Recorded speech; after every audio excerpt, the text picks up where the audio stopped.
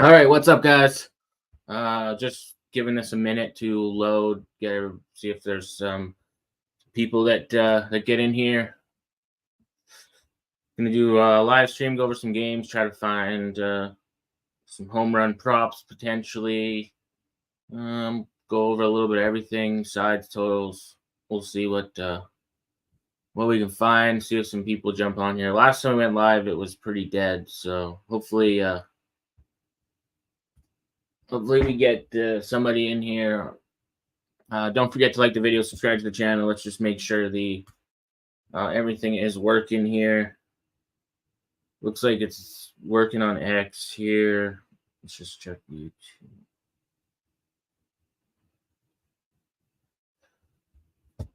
Looks like it's good. All right.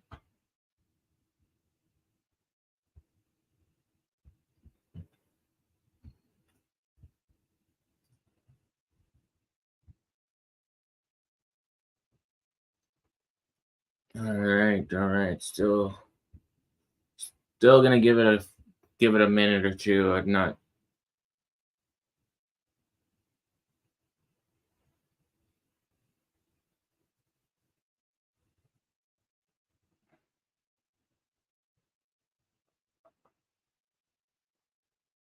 Got what? 15 games. 1, 2. Full baseball, 2 hockey, 2 NBA. First game starts in 3 hours, and then an hour after that, we got some more. Don't really want to sit here talking to myself in a live stream. Pretty pointless. So we'll see what happens.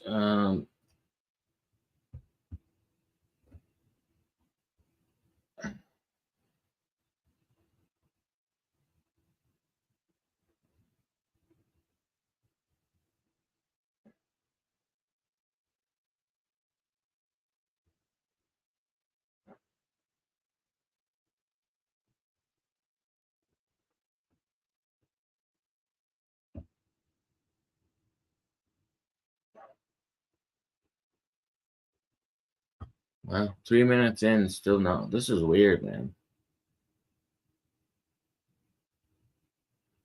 Finally starting to see some lineups coming out here. All right, well, I guess we start with the Twins game. Still kind of stupid to sit here talking to myself, but would rather wait.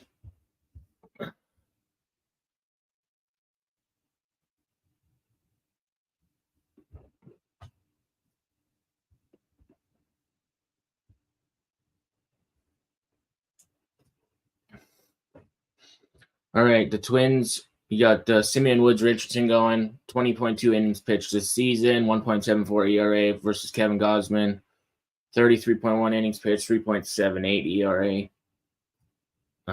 You look at, let's go recency here. Woods Richardson probably coming off one of his best starts of the season, his last outing. He's been solid, actually. He's a former Blue Jay, was traded, I think, 3 or 4 years ago.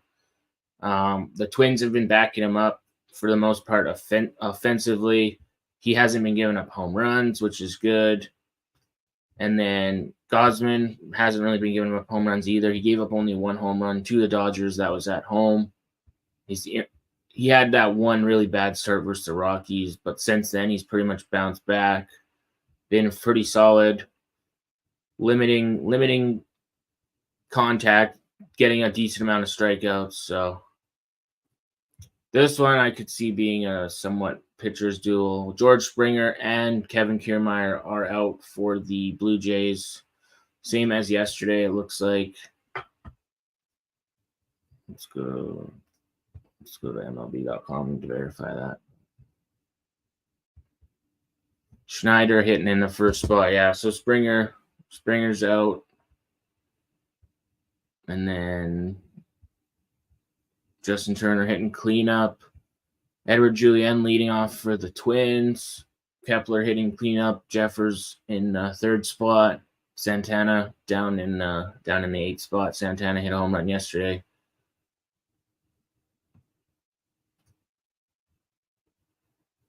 Oops. Wow. Okay, this is bad, man. I don't know.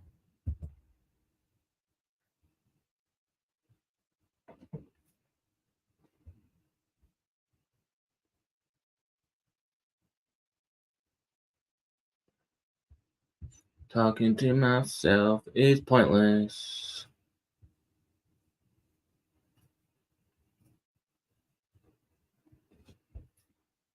Six minutes in, not one person has jumped on here. I don't know what's up with this, especially usually on Twitter. I have hundreds of people, so this is pretty stupid.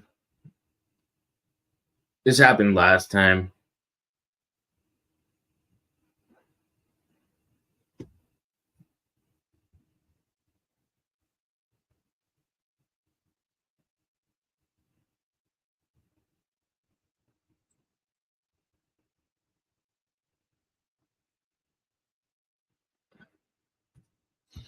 All right, whatever. I said it in the video. I'm taking the Twins again. Like, I think there's value on this Twins team. Taking them first 5 plus a half as well. Taking them full game. I mean, I don't know how you can get to the Blue Jays right now. Hitting 234 versus righties over the last 5 games. Twins hitting 242. Twins have won 16 of their last 18 games. Twins have won also, I think it's 7 straight. Let's see, versus, where is it? 7 straight wins on the road. Blue Jays failing to cover the run line 7 straight times versus American League opponents. So Twins plus 1.5 for me, if as a parlay piece, just to have a little bit of insurance. But I think the Twins can. Win this game. As far as home run props go, I was looking at Jeffers, but it's Toronto. It's definitely hard to hit. The dome might be open. That's the only positive, I guess, is the dome might be open to hit to help there. Max Kepler has a home run in 8 at-bats. Versus righties, Ryan Jeffers is their top hitter, with Edward Julien being second there. Jeffers batting .301 with 7 home runs and 26 RBIs. Jeffers hitting in that 3 spot. I mean, it is a righty on righty, but I could see Jeffers hitting one for the Twins. There might not be a lot of home runs. There could be no home runs in this game for all we know, but as far as a Blue Jay to hit a home run, kind of a tough one with the way that they've been hitting lately. Sometimes like Justin Turner, Guerrero's been pretty cold. He's had like 1 home run in his last, I don't know how many games here.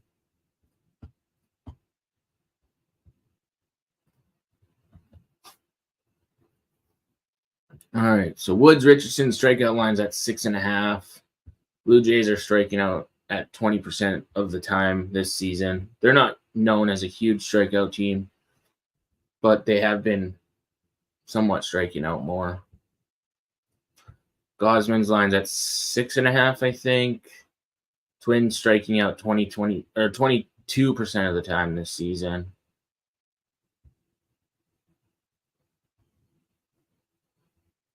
Let's see. Davis Schneider, 273 batting average versus righties. IKF, 279. Danny Jansen, 256. Honestly, it would probably be Jansen if I was to take somebody to hit a home run, just because he's sometimes that guy. But he's got 3 home runs batting 256 versus righties. Don't really love a lot of these. Varsho still at 5 home runs batting 207. Not really a lot for home run plays on this one. Still nobody in here, man. What the fuck is happening? This is stupid.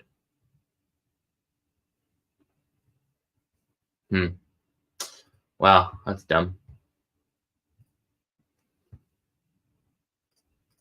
I don't really want to sit here and talk to myself. It seems very pointless.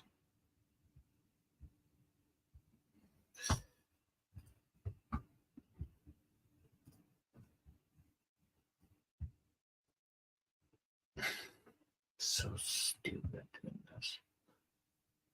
All right, John Means, Orioles, D-backs. John Means making a second start. He has pitched 7 shutout innings versus the Reds.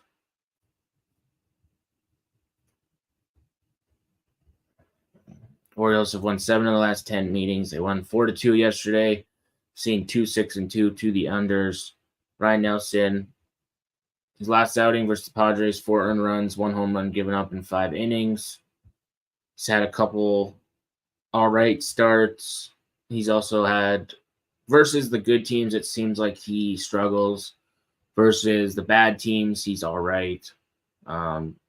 Versus the Giants, didn't really do much. He pitched versus the Cardinals, 4 strikeouts, 7 hits in 6 innings, 1 walk, 1 earned run.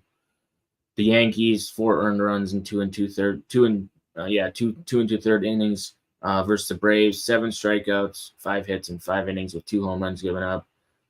I don't know. Ryan Nelson does pitch a little bit better on the road. John Means only making a second start. D-backs hit lefties really well. Don't trust this D-backs bullpen, but the Orioles have also been struggling versus righties. They're hitting 167 versus right-handed pitching over the last 5 games. At home, they're hitting 227 versus righties overall in the season. D-backs hitting just below 300 versus lefties on the road. After D-backs after a loss, actually, there goes up about 10 points. I don't know. This D-backs bullpen still gives me concerns. Ryan Nelson ERA up over 5 on the season. His expected numbers not much better. Fastball velocity is not terrible, but he has a pretty low K rate. Like I said, doesn't get a ton of strikes. I don't know. This one seems like it's Orioles, but I don't love the way they're hitting righties, and I would kind of see some value on taking the Diamondbacks, but especially versus a lefty. But it is kind of tough. They're how many games is this now for the D-backs without a day off? It's only their 1, 2, 3. This will be their 5th game without a day off. The last day off was May 6th. Yesterday was definitely a tough spot for them after playing that Cincy series and then going to Baltimore. But Zach Gallen's supposed to go tomorrow for the Diamondbacks. I could see them winning tomorrow, but they'll probably be they probably won't be nowhere near as big underdogs tomorrow. This game I don't really like, honestly. I don't love the way the Baltimore's hitting righties, but I also don't trust this Arizona Diamondbacks bullpen a lot. Diamondbacks are 9-11 on the road. Orioles 13-7 at home. Orioles have won 7 in the last 10 meetings. It's a tough one. If I had a little bit more data on John Means, I would it'd make it a little bit easier one way or the other, but he hasn't pitched versus the Diamondbacks in 4 or 5 years or something like that. 5+ years. So he gave up the one time he pitched in 2019, 3 innings, 3 earned runs, a home run. And then Ryan Nelson, I'm pretty sure this is going to be his first start ever versus Baltimore. Yeah, man, this sucks. Sucks to have to take Baltimore at this price, but yeah, reluctantly, I guess. Probably going to have to do it. All right, Justin Steele, Paul Skeens. Oh, yeah, as far as home runs in that game, what's the weather's doing in Baltimore? Yesterday was rainy, wasn't the greatest. Today, the temperatures are back up. Not much humidity in the air, so the air is a little bit thicker, and that left field wall obviously sucks at Oriole Park since they moved it back to 400, which is dumb.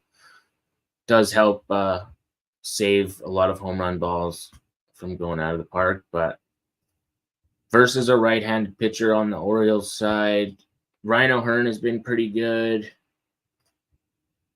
Gunnar Henderson, obviously. Ryan O'Hearn, 320 average with 5 home runs. Westberg and Cowser both have good numbers. Players you probably don't want to take, Jorge Mateo.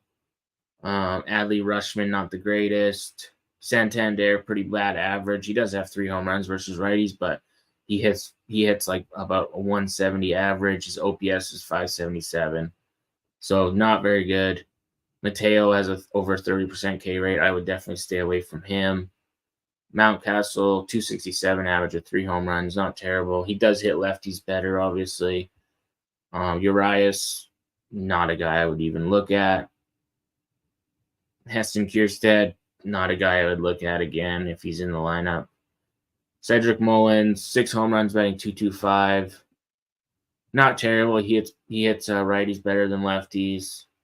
No batter versus pitcher history when you go with looking at Ryan Nelson.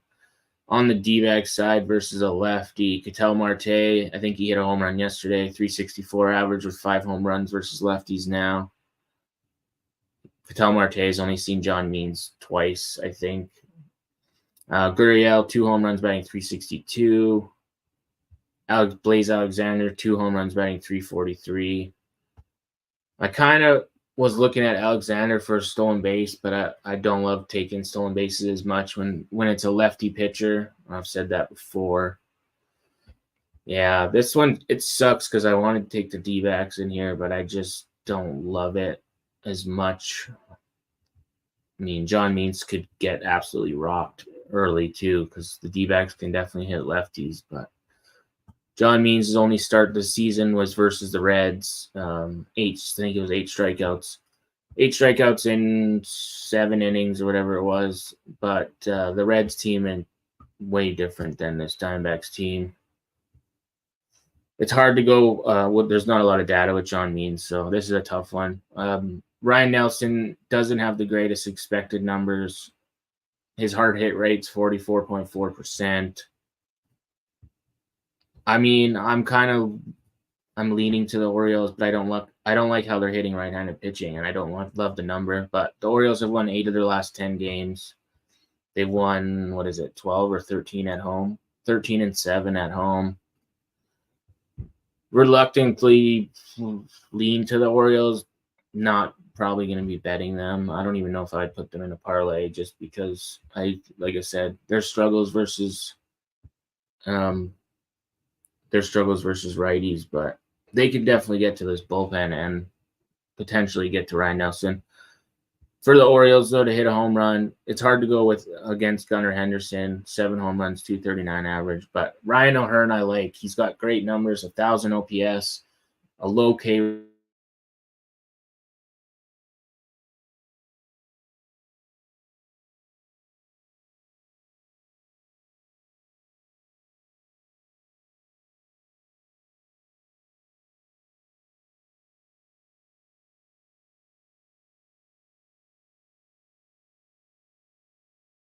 Look out for home runs in this game. With the 70-degree temperatures, slight wind blowing out, don't mind it. We've seen a total at 8.5. On the D-back side, I mean, other than Ketel Marte, don't really love anybody else for home runs. Yeah. I was looking at Blaze Alexander, but I don't know if I trust him at Oracle Park here, Oriole Park here. Let's see if I can find a line. Right. Plus 850. Ketel Marte is only plus 350. Ryan O'Hearn plus 500. Not bad, actually. Gunnar Henderson is going to be the most obvious public home run prop bet for the Orioles. He's at plus 350. It's not really any shocker there. All right, so now let's go to, let's see. Justin Steele, this Cubs-Pirates, the most anticipated game of the day, obviously, because it's Paul Skeens making his MLB debut. So far, he's pitched 27 innings in AAA, has a ERA below 1, a whip 0.91 whip, fastball velocity that hits 100, 43% K rate, pretty low walk rate. He's got good numbers, that's for sure. Doesn't have a huge ground ball rate, but yeah, like not giving up home runs. Justin Steele has been pretty solid too, but I mean, Justin Steele is only going to give you 4 or 5 innings usually. Unless he's absolutely dominating on a low pitch count, he's probably not going to go too deep into this game. But this one, look, the Cubs are slight favorites depending on they were pick 'em. They opened as like pretty big favorites. It's moved. Everybody's going to be on the Pirates in this game because it's Paul Skeens. They're all going to be on his K props. It seems pretty obvious. But the thing is, this guy might only go 3 or 4 innings. Like he's not typically going to be used to go deep into this game, unless he's going 3 up, 3 down for every inning. Then they might keep him in, but he's probably not going to get a huge pitch count. I obviously don't have any MLB data for him as he's making his first start. Justin Steele, he's had a couple starts where he's given up some earned runs, but as far as this season, he's only making his 3rd or 4th start, I think. I don't think, he had that injury in April, so he went 4 2/3 innings versus the Padres at home, only had 2 strikeouts. And this Cubs bullpen can definitely give it up. I just don't love the Pirates the way that they're hitting, man.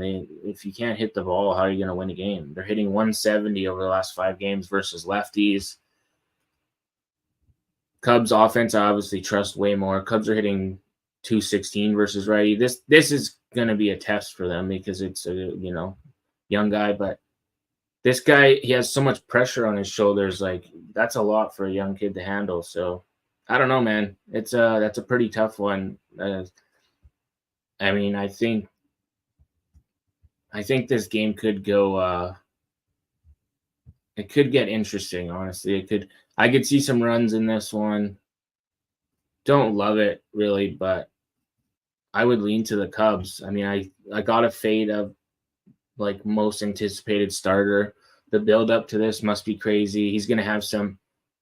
There's no way he's not going to have some anxiety, some, nerves and stuff going into the, biggest start of his career so far.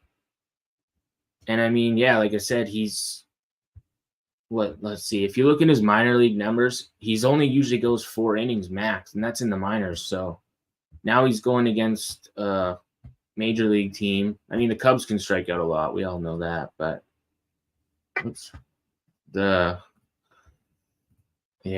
this is a tough game. I honestly don't even want to bet it. There's a chance this game gets a rain delay. It looks like I'm going to Weather Network, but based on what I'm seeing on the weather, it looks like there's a potential for a rain during this first start time if it's not already raining right now. Let's see if we can find the actual. At PNC Park right now, it shows like 60-degree temperatures, 12 to 15 mile an hour winds blowing in and across the plate. Come on, load, you stupid thing. PNC.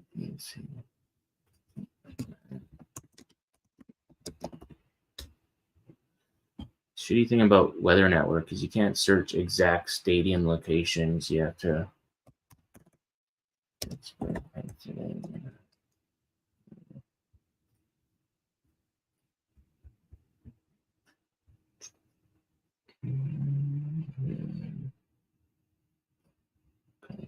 Sorry, guys. It says rain into the afternoon, 75% humidity.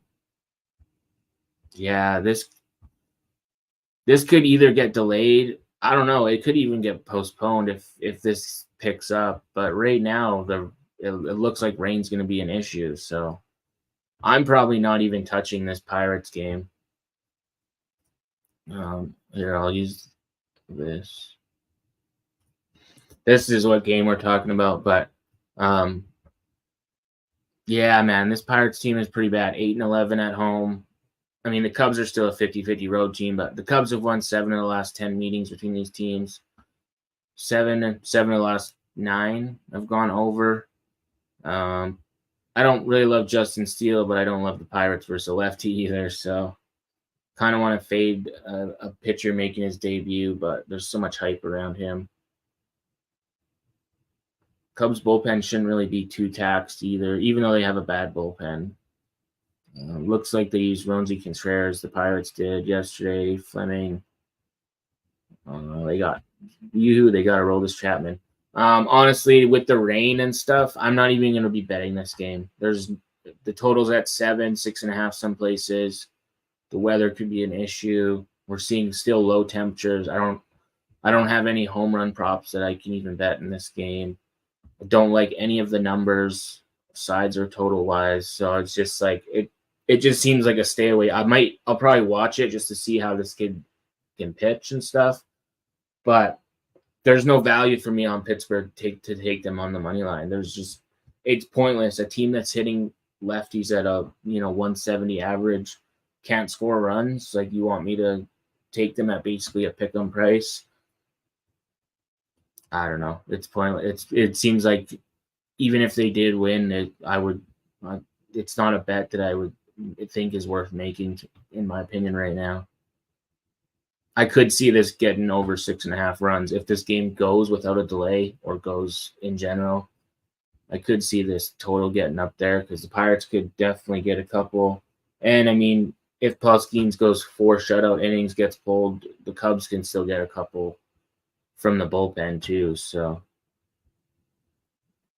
I don't know. I think this kid could potentially be in for a rude awakening. Like, he's not facing the most dangerous team, but yeah. All right, Nationals, most profitable team in baseball here. Jake Irvin going against Cooper Criswell. Was on the Nationals yesterday. They won 5-1. Let's see. Red Sox have lost 3 in a row yesterday. Let's see, 1 for 9 in scoring position. Let's see. Looks like they have pretty much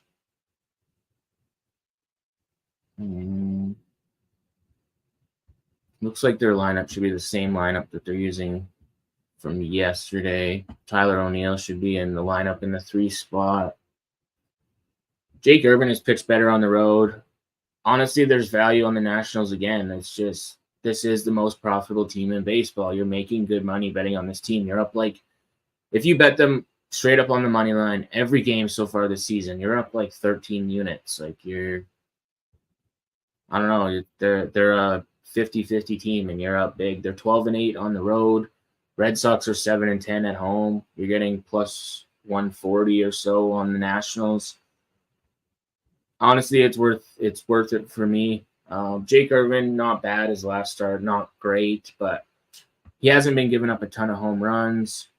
The game versus the Dodgers, I mean, he got rocked as far as giving up the hits, but I don't know. This one is Nationals for me, a pass. We got the wind blowing in again at Fenway. I'm pretty sure yesterday we didn't see any home runs. It's like 11 to 15 mile an hour. Let's see.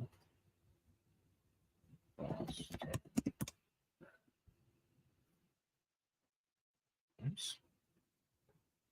Let's see.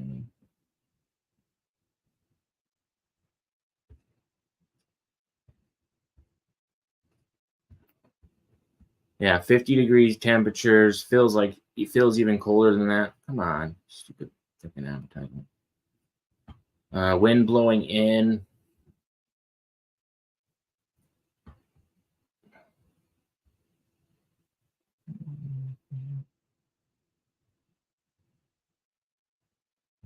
Cooper Criswell's fastball velocity is down. He's under 90 miles an hour. He's got a pretty low K rate, just like Jake Irvin, around the 19% range. Yeah, honestly, I would take the more profitable team in this one. I don't have a home run prop for this one. I think we could see maybe even no home runs again. The weather looks like it's going to stay pretty much. It'll be somewhat sunny. Like, we don't have to deal. It doesn't look like there's any issue with rain or anything. It says mainly sunny for the afternoon. Feels like about 50 degrees. So again, cold temperatures, wind blowing in. Definitely not good for typical Fenway hitting conditions. we're definitely seeing a negative as far as if there's a boost, it's a pretty big negative. Might see a little bit more as far as extra base hits, but it's Nationals for me in this one, or pass. Max money line at plus money, most profitable team in baseball. I gotta go with it. Okay, Braves, Mets. Max Fried going against Christian Scott. Christian Scott making his second start of the season. Braves won yesterday 4-2. They were up 4-0. They gave up a run. Then Pete Alonso hit a single. I think he got an RBI. It was looked like they were going to try to come back in the bottom of the ninth. I was afraid they were going to hit JD Martinez was going to hit a home run to tie the game, actually. But Iglesias got out of it. I think he got his 200th save here. This one is, I don't know. It's one of those games where it's like you want to take the Mets for the value, but it's not there for me. The Mets are 9-11 at home. They're not a profitable team this season. Braves are 10-8 on the road. Braves have won 6 of the last 10 meetings. 6 of the last 10 have went over. Max Fried, he did kind of get roughed up versus the Dodgers his last outing, but he still went 7 innings, 4 hits, 2 home runs, 3 walks, 7 strikeouts. So other than that, he can rack up strikeouts. The Mets typically don't strike out a ton, but if Max Fried goes 6-7 innings in this, and then the Braves bullpen comes in, I think they have the advantage. The Mets are hitting below 100 average, so they're hitting .063 average versus lefties over the last 5 games. You look at their last 10 games, they're hitting 133 average versus lefties. Braves hitting about 205 versus righties right now. Braves on the road hitting 234. Mets at home hitting 236 overall on the season, but most recently numbers the Mets are just not hitting the ball. And versus Max Fried, who can deal, it's pretty hard to get behind the Mets even at plus 137. Mets have lost 6 of the last 10 games. Braves have won 3 in a row. I don't know. Obviously trust the Braves lineup way more than I trust this Mets lineup. Christian Scott making his second start of the season, I think I said. Yeah, he pitched 6 2/3 innings, 1.35 ERA, 0.91 WHIP. So not like he was terrible, but it was to the Rays. They've been kind of hit and miss this season. He had 6 strikeouts in that game, but the offense again didn't back him up, so they lost there. I don't mind him, but I just don't like this Mets team the way that they're hitting right now. Let's see, Citi Field. This is Flushing, New York, I think. Flushing.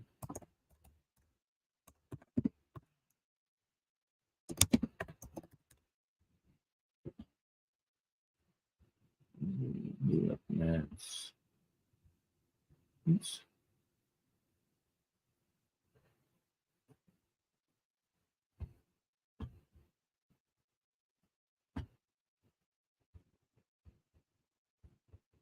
No.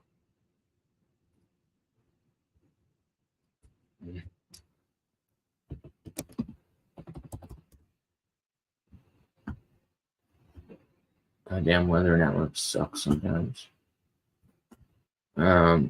Sorry. My bad. Okay, here. I don't know if they had announced lineups yet or not. Braves haven't released the lineup yet. Looks like Nimmo's leading off for the Mets. You got Alonso hitting 4th spot, Martinez hitting the 5th spot. Pete Alonso, 2 home runs in his career versus Max Fried, 34 at-bats, batting 294. Francisco Lindor has a home run in 25 at-bats, batting 120. That's pretty much it. But let's see. The Braves versus righties. Marcell Ozuna now has 9 home runs, batting 290. Matt Olson hit a home run yesterday, but still has pretty bad numbers. Austin Riley, 3 home runs, batting 262. Cunha finally hit another home run yesterday. He's got two home runs with 269 average versus righties. Let's see. Not the greatest as far as hitting conditions in Citi Field again. Looks like 10-mile-an-hour crosswind. Pretty cool temperatures again. Where's this one? I don't know why the freaking weather network sucks so bad.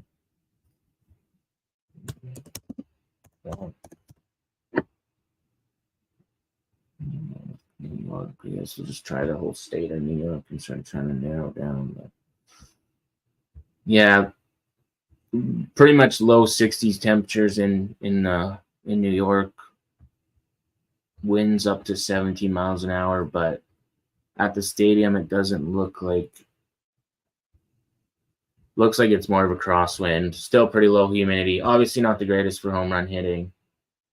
A lot of these games in today's slate is not very good. So I don't know. It's not really anybody that jumps out, but obviously you can still get a home run with power hitter. Acuna is like plus 425.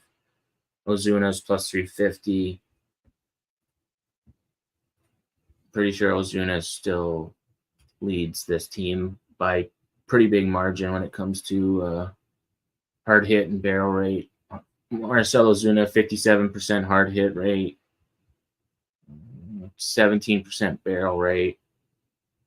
Acuna's almost at 10% now, so after he got going. Matt Olson, 13% barrel rate, 55.9% hard hit. And then on the other side, Pete Alonso only has a 30.9% hard hit rate, 11.8% barrel rate, but he's not been hitting the ball nowhere near like he usually does. Yeah, I don't have any home run props for this game. Honestly, it's not a game I'm really liking as far as hitting bombs. So I'm taking the Braves as far as a side. I think they win again like yesterday. All right, this Phillies Marlins game doesn't look like they've announced officially the starter, but it was supposed to be Luzardo. Oh, maybe he finally popped up on MLB. Okay, it is Luzardo. That's why the Phillies are slight favorites here. Originally, I do have this in the papers or in the spreadsheets as Luzardo. 26 innings pitched this season, 6.58 ERA, 1.42 WHIP for Luzardo. Taijuan Walker on the other side, 12.2 innings pitched, 6.339 ERA. His expected numbers are even worse. Luzardo's expected numbers are a little bit better. Luzardo still has that mid-90s fastball, 24.1% K rate. Taijuan Walker, not one of my favorite pitchers, that's for sure. But this Marlins team is still struggling offensively. Marlins have lost 16 of 21 home games. Phillies have won 7 of the last 10 meetings. Phillies minus 130 in this game. Does kind of seem like a little trappy, but it's because it's Luzardo going for the Marlins. Where's the Phillies? Oh, of course, you won't give me the Phillies numbers because the starter's not confirmed. All right, gotta do it the old-fashioned way. Let's go on the screen. Team offense. All right, what are we looking at here? Phillies overall as a team hitting 280. 15 home runs over the last 2 weeks. 23.9% strikeout rate, 11% walk rate.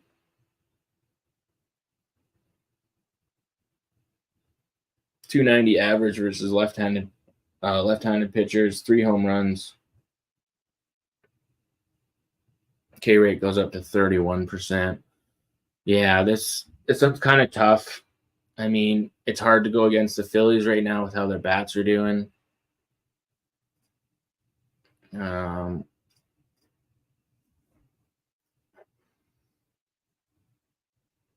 I don't really like either one of these pitchers, to tell you the truth. I kind of lean to the over in this game.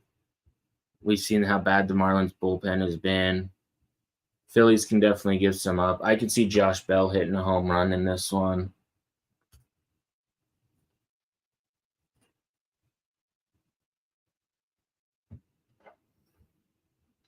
Yeah, this game I was on the Phillies run line, multiple run line yesterday.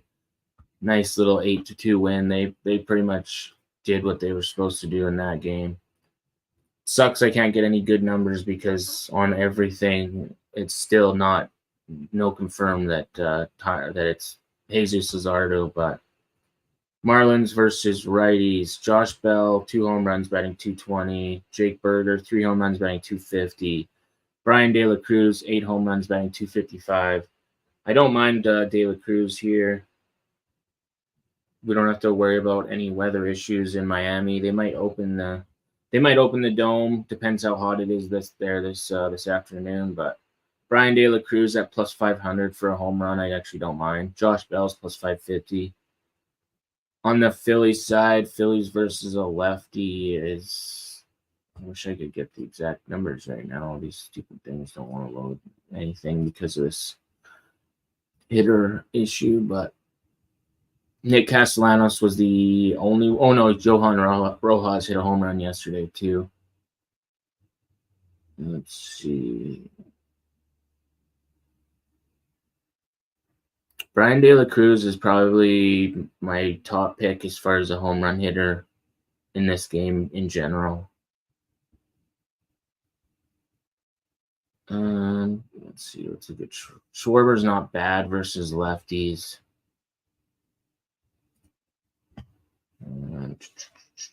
Isolated power numbers. Alec Bohm is also another guy you can look at.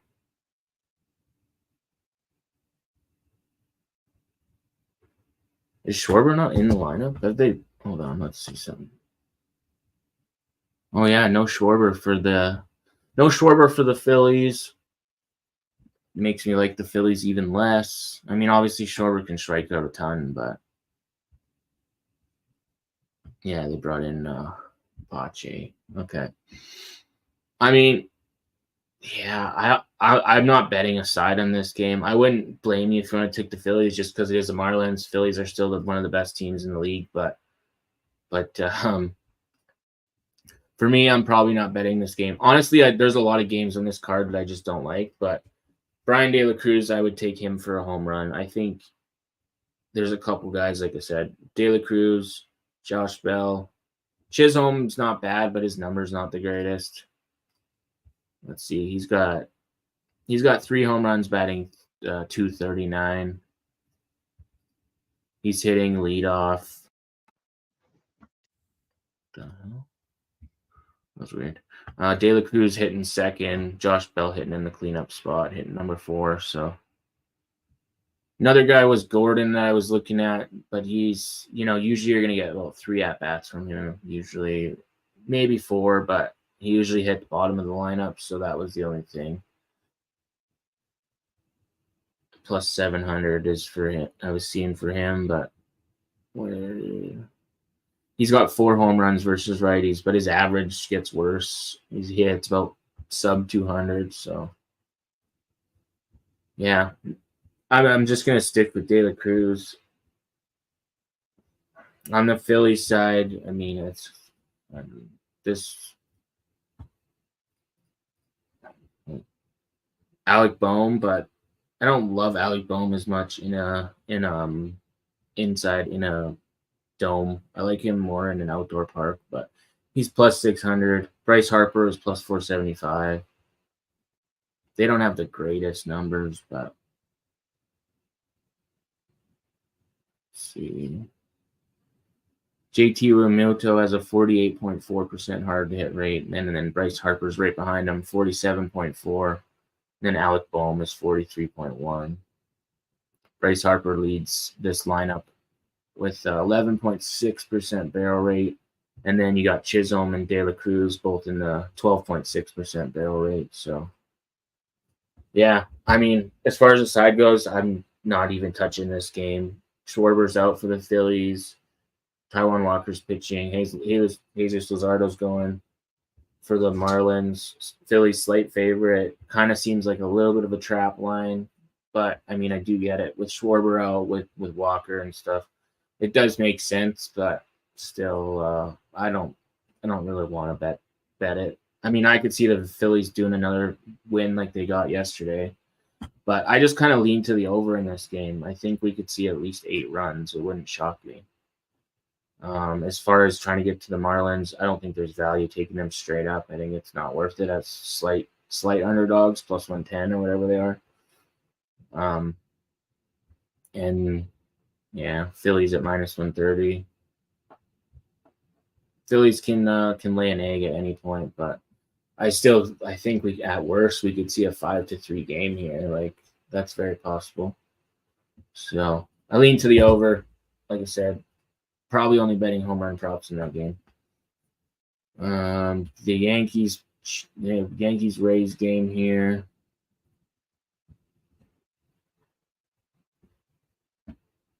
Let's see. Nestor Cortez, 48.1 innings pitch. He's been pretty solid at home and on the road. And Zach Littell, 39 innings pitch. Both pitchers have a ERA in the 3s. Zach Littell's right around 3. Nestor Cortez, 3.72. Nestor Cortez has a whip of just above 1. Zach Littell, 1.31 whip. Nestor Cortez both these guys' expected numbers are even better. Yesterday, we seen a 2-0 game. All the offense came from Rizzo. He hit a home run. I think it was a solo home run, and then he had a single or something. Basically a pick 'em in this game. Looks like another one I'm not super in love with.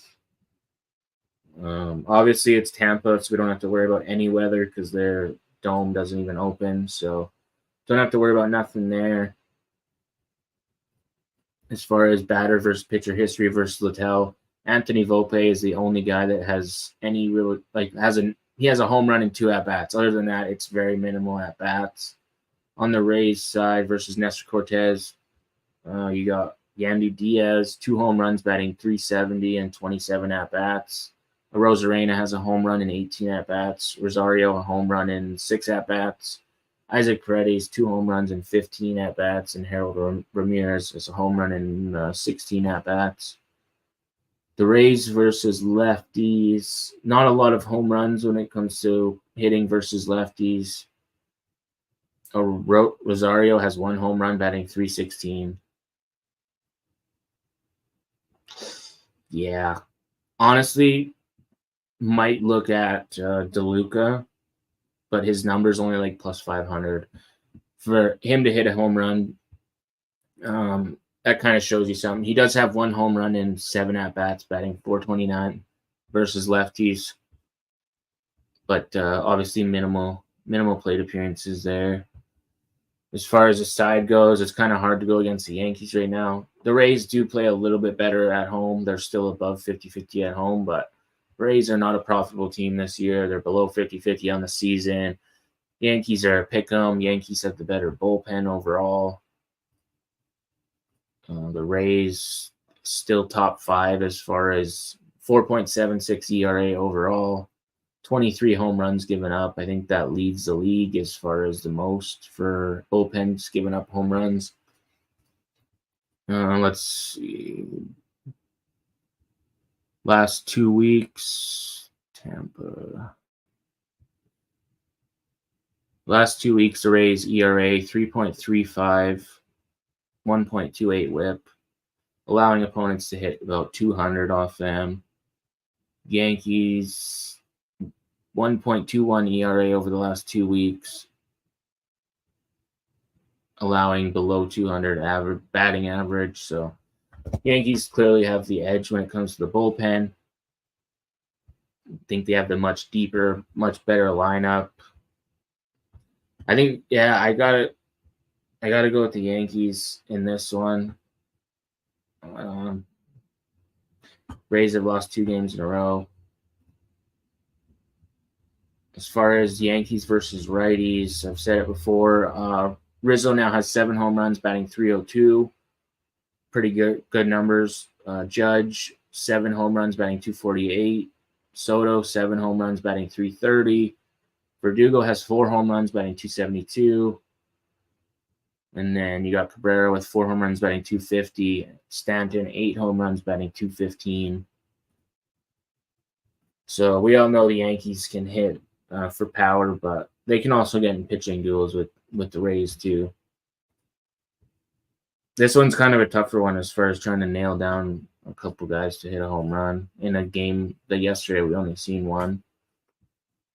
And Zach Littell is not typically a guy that gives up a ton. He did give up 2 home runs in 6 innings to the Tigers. I think that game was in Tampa Bay too. Let's see. Yeah, Mark Canha hit a home run and Parker Meadows hit a home run in that game.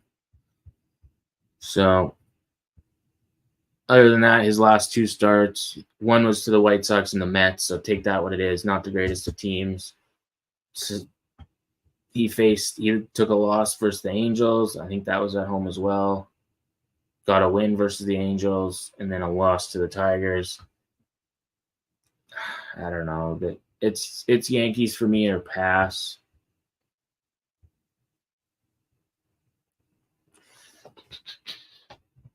Cortez had that one outing at home where he gave up 2 home runs to the Athletics. I think they were both solo shots. And then he had, where was that one? He was in Cleveland. I think he gave up 2 home runs. I'm not taking any Rays to hit a home run.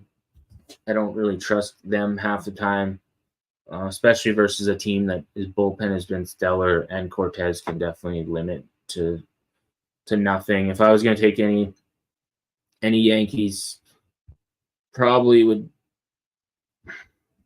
Soto's plus 300, Volpe at plus 600. I actually don't mind it. He's not a typical power hitter, like he's not going to mash home runs, but he can still make contact. Soto 61.2% hard hit rate, then Judge 58.4%, Stanton 52.4%. Volpe's only got a 41% hard hit rate. Those 3 guys, Soto, Judge, Stanton, all have barrel percentages in the 17s, and then you got Volpe 4.4% barrel rate. So that's why you're getting a pretty good number. Rizzo only has a 7% barrel rate. Soto's only plus 300, but honestly, Rizzo at plus 475 to go back to back might not be that bad. He's got he's batting over 300. Come on, mouse.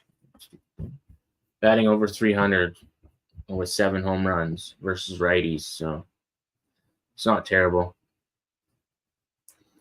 All right, Astros, Tigers, Tariq Skubal, lefty going, Christian Javier. I think Christian Javier is just coming back from the IL. I think he was on the 15-day IL. Astros 7 wins on the road, 7-12 on the road. Tigers 8-10 at home. I mean, obviously, Skubal's been one of the best lefties in the league so far this season. He's had 12 strikeouts in 6 innings to the Yankees. Gave up 2 earned runs and a home run. And then that was his best start of the season for sure. And he still gave up 2 earned runs and they lost that game. The issue has been the Tigers' offense in a lot of these games. They haven't been backing him up as much. He's been having good starts and then leaves the game and the bullpen blows it. Even over the last 2 weeks, the Tigers bullpen ERA is just over 3. The Astros 3.46 ERA. Both whips around in the same. Tigers are allowing opponents to hit 235 off of them, only striking out 20% of the time. I mean, Astros at plus money. Kyle Tucker has been the hottest hitter for the Astros right now. I think, what has he got, like 13 home runs now or something? Or maybe I'm hold on. What was it? 12 home runs. Okay. He's got 12. 5 of those have come versus left-handed pitching. I don't know if Skubal gives up a home run in his start, but there's Detroit on this list. This game, potential weather issue, Comerica Park seeing maybe a delay of, I don't know, maybe some light rain during the first pitch time. Looks like the wind's blowing somewhat out, kind of to left field. Let's check the weather now. To be, try to get a little bit more accurate update here.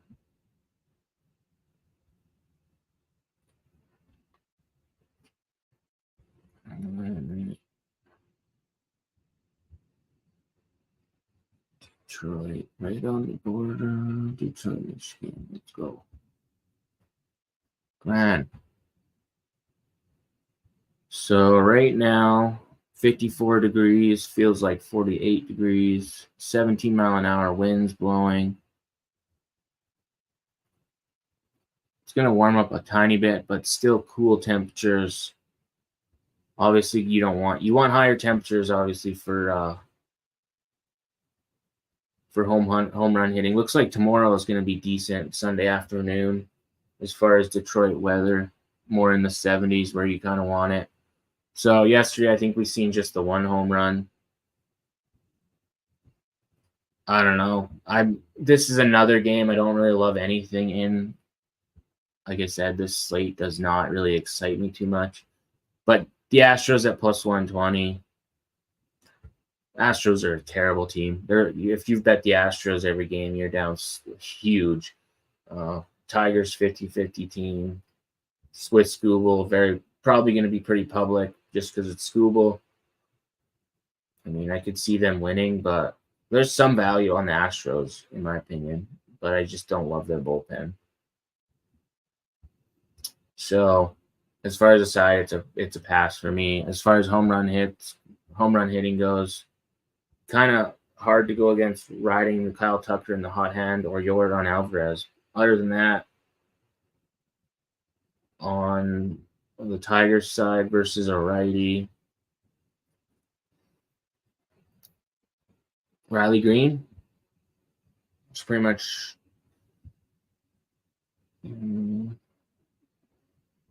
Riley Green at plus 500. Mark Canha's only plus 600. So out of those two, I mean, probably would go with Green before I took Canha. And then let's see, Alvarez is plus 450. It's because it's Tariq Skubal, obviously. And then Kyle Tucker's plus 500. I could see this game going with no home runs, so it is a tough one. That's why you're getting big lines on it. It's a hard one to pick with. If the weather was way better, if there was different weather conditions, this would be a little easier to make a decision one way or the other. But with the cool temperatures, still definitely harder. All right, this Guardians White Sox game, you got you got Clevenger. He's only pitched like 2 innings so far this season. He's got absolutely rocked. Tristan McKenzie, 34 innings pitched, 3.97 ERA. His expected numbers are a little worse, but let's see. Ground ball, fly ball, hard hit. I don't know. I don't trust I don't trust Clevenger. The White Sox have been rolling along. I was on them yesterday. Crochet got 12 strikeouts versus a White Sox or a Guardians team that doesn't typically strike out a ton. I like Tristan McKenzie, actually. I did take the Guardians in the video. Let's see. Guardians hitting 230 on the season versus righties. White Sox hitting 216. White Sox hitting 233 over the last 5 games. Guardians hitting 220.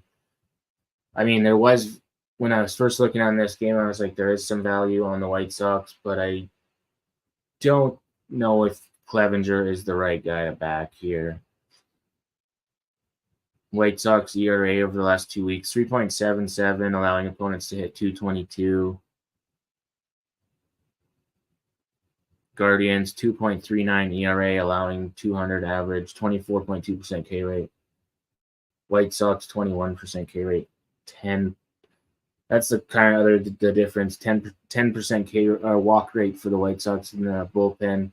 That can be dangerous when you get some of these hitters from the Guardians that don't strike out a ton. If you're giving up lots of walks, I think it's Guardians for me in this one. I put them in the parlay already, but Josh Naylor and Jose Ramirez definitely righty killers. Don't really have any good numbers historically versus Clevenger. The only one with historic numbers is Andres Jimenez, 2 home runs in his career, but he only has 1 home run on the season, so he's obviously not a huge home run hitter. Will Brennan, 4 home runs, batting .255. Jose Ramirez, 6 home runs, batting .218. And then Josh Naylor. I've been on Josh Naylor quite a bit this season. He's got 7 home runs, batting .271. 7 of his 10 home runs have come from righties. And then Jose Ramirez, 6 of his 9 home runs have come from righties. So both of them can hit lefties too. Paul DeYoung hit a home run. The White Sox, I think, hit 3 home runs yesterday. So they can definitely hit home runs. I feel like they hit a little bit better at home too. Tristan McKenzie has given up home runs in back-to-back starts. One versus Detroit, 1 versus Houston. So 2 teams that are a bit better than this White Sox team. And then Clevenger, he can give up 2 home runs in the first inning. So where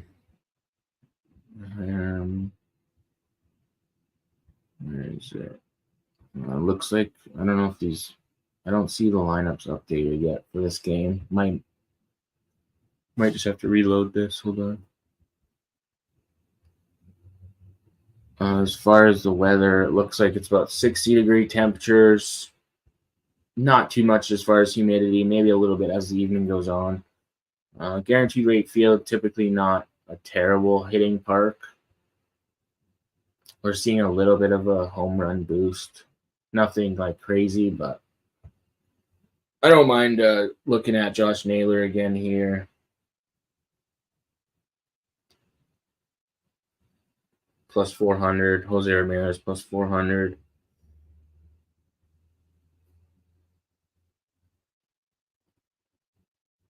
Let's see. Where's Eloy Jimenez? 4 home runs, batting .227. Eloy Jimenez has kind of cooled off a little bit lately. Benintendi, 3 home runs, batting .228. Paul DeYoung, 4 home runs, batting .265. DeYoung is plus 525, plus 550, depending on where you look. Yeah, that's kind of it. Like I said, I'm still taking the Guardians on this one. I think they can bounce back. The White Sox have won 6 of the last 10 meetings between these 2 teams. But if they didn't hit those couple home runs late in the game, it could have went either way. But I think the Guardians probably get this one. They're 12-9 on the road. White Sox are 7-12 at home. Like I said, I just don't trust Clevenger. So I like the number on the White Sox. Don't get me wrong, but I think you got to be careful with the team. You definitely got to pick your spots with them. Sometimes taking plus 1.5 with big underdogs is all right, but in this situation, I just think the Guardians can tee off on Clevenger and potentially this bullpen. So,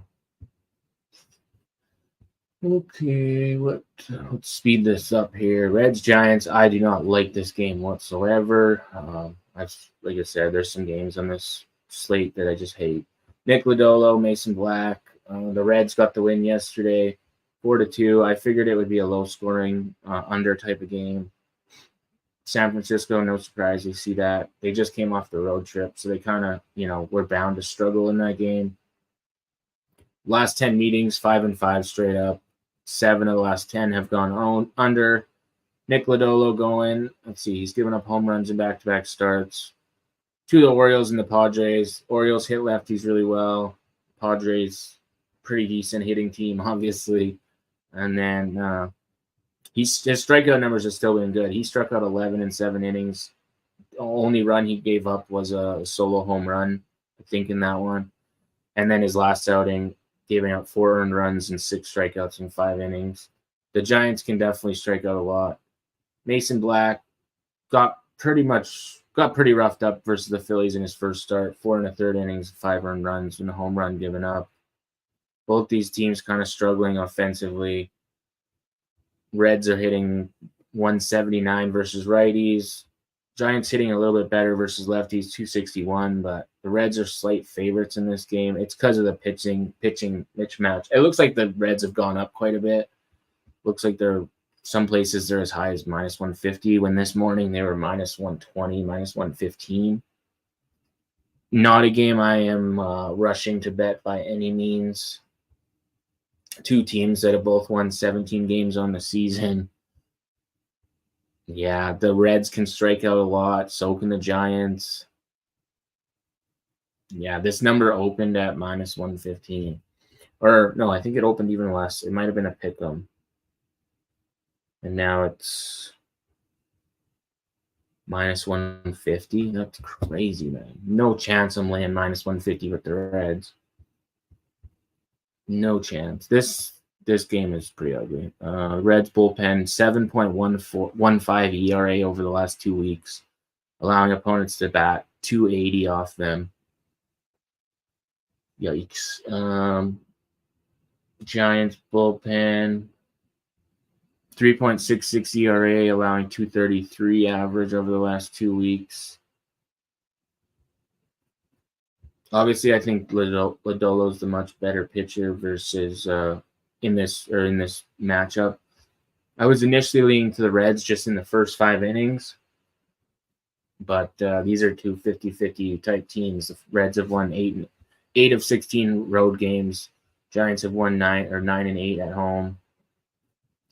When you look a little bit deeper at some of these trends, the Giants are struggling with like injuries in their lineup, like Jorge Soler. Jung-Hoo Lee might be out of this one too, which is why the line might be moving. Is maybe the books have already got the injury updates. I don't think the lineups would be out for this game yet. I don't see them as far as what I'm looking at, but yeah, this one, I don't know. I'm definitely not laying minus 150 with the Reds. I just can't do it. And I don't really like taking home run props in Oracle Park. The wind is blowing out, but the wind doesn't really affect Oracle Park much because of the way they built that stadium. It kind of helps to protect the wind because it's so windy in the bay there. So the temperatures and the humidity help a little bit, but it is still, for most of the time, for most games, it is still a negative hitting condition as far as the park overall. It's a pitcher-friendly ballpark for the most part.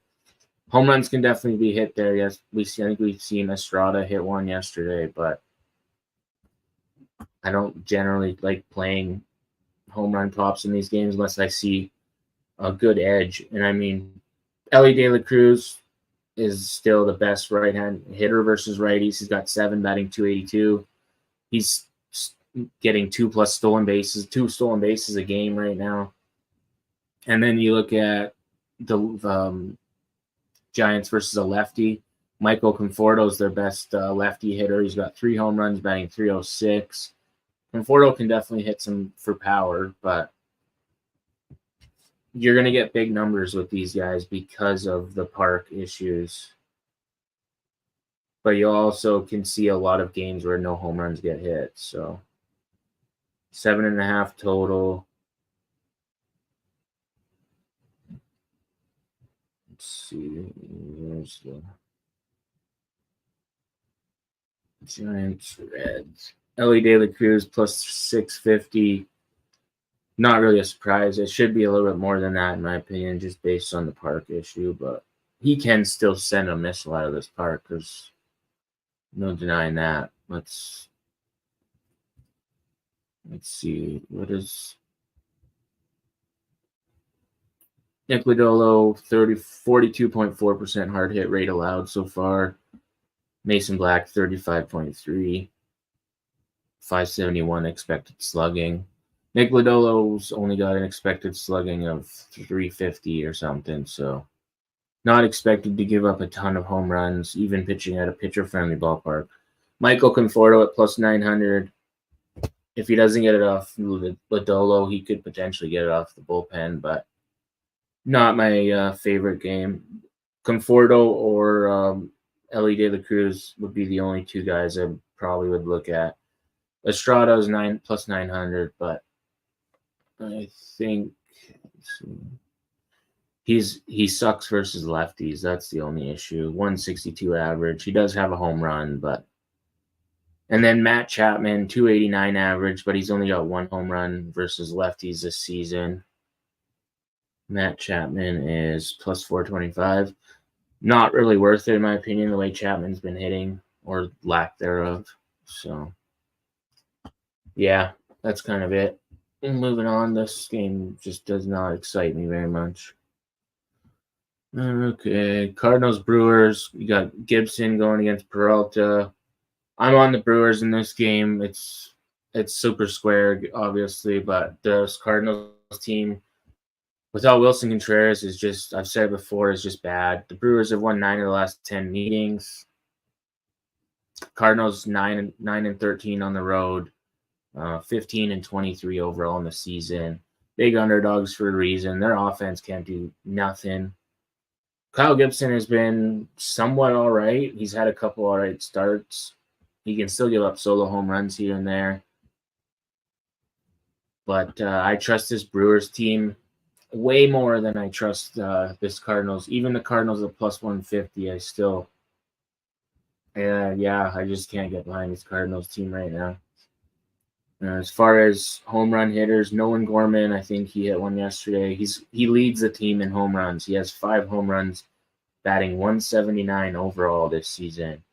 You look at a lot of these batting averages, and they're in like the sub 200s. You got Arenado, 280 average, but only 2 home runs. He does have 20 RBIs. And versus Peralta, he's got 4 home runs in his career versus him, batting 357. But other than Arenado, if this Nolan Gorman and Arenado are the only guys that they're. Ivan Herrera was doing all right, but I don't know. Brandon Donovan has 4 home runs, batting 200. Burleson, 2 home runs, batting 292. Gorman, 4 home runs, batting 183. He hits righties better than lefties. Peralta can pitch 6 or 7 shutout innings, though. So, I mean, I'm not saying he's going to, but he definitely can, especially versus a team that's struggling. Cardinals struggle a lot more versus lefties, but they're hitting about 230 versus righties over the last 5 games.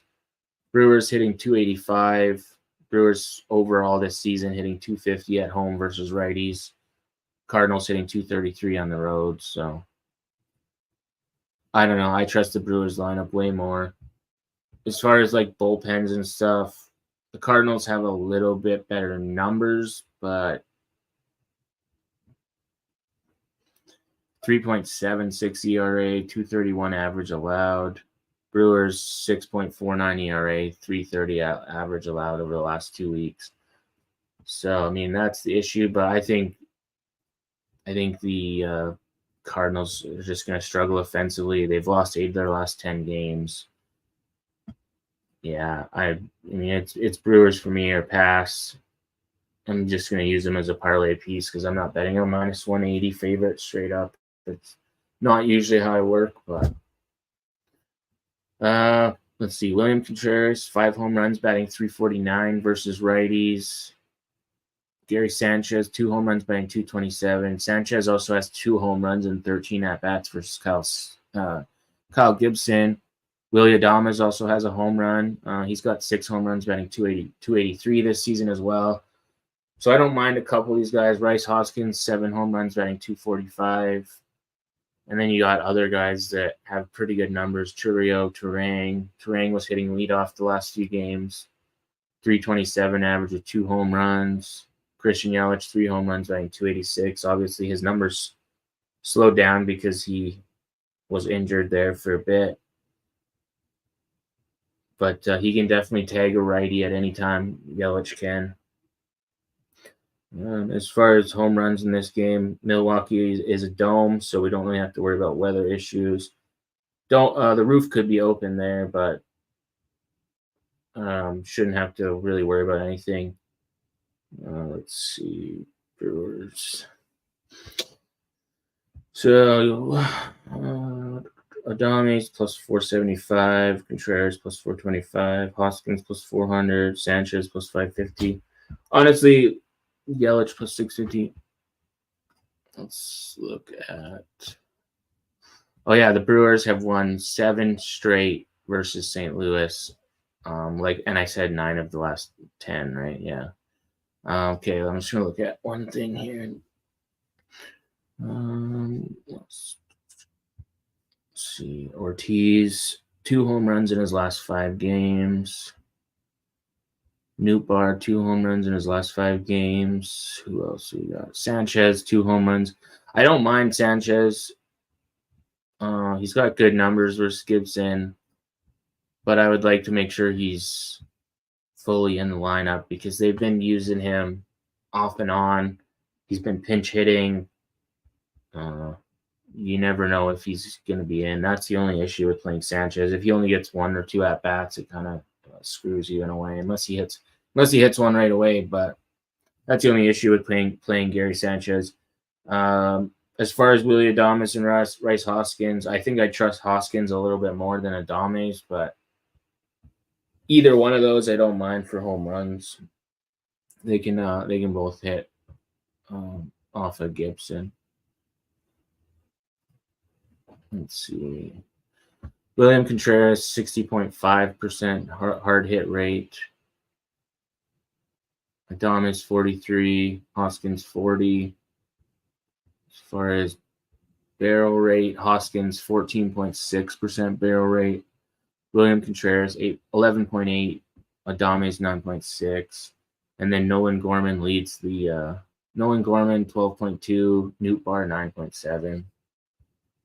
Nolan Arenado, 2.5% barrel rate. That's pretty much shown by his lack of home runs. He's not barreling the ball.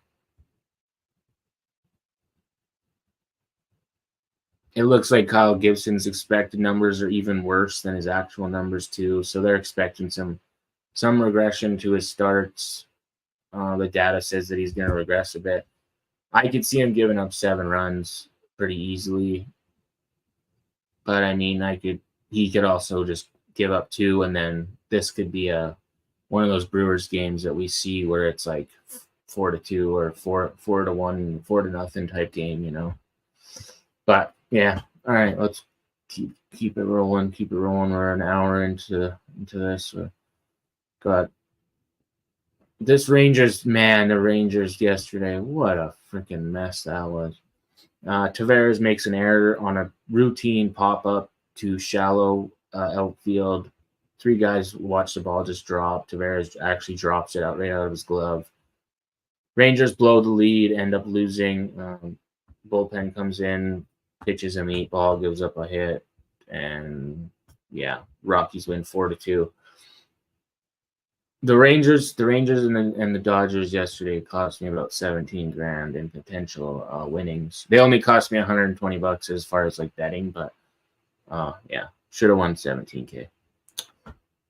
Is what it is. So Rangers now, this team, I don't know, man. They go some games where they put up 15 runs, 13 runs, 12 runs, and then they go games like yesterday where they're swinging at freaking everything. I will say that umpire's strike zone was way off. He was calling strikes that weren't even close to the plate. So they got rung up on some bad calls for sure, but anyways, Ryan Feltner going for the Rockies here. Let's see. He's been giving up runs, that's for sure. And then obviously Heaney can get hit at any time.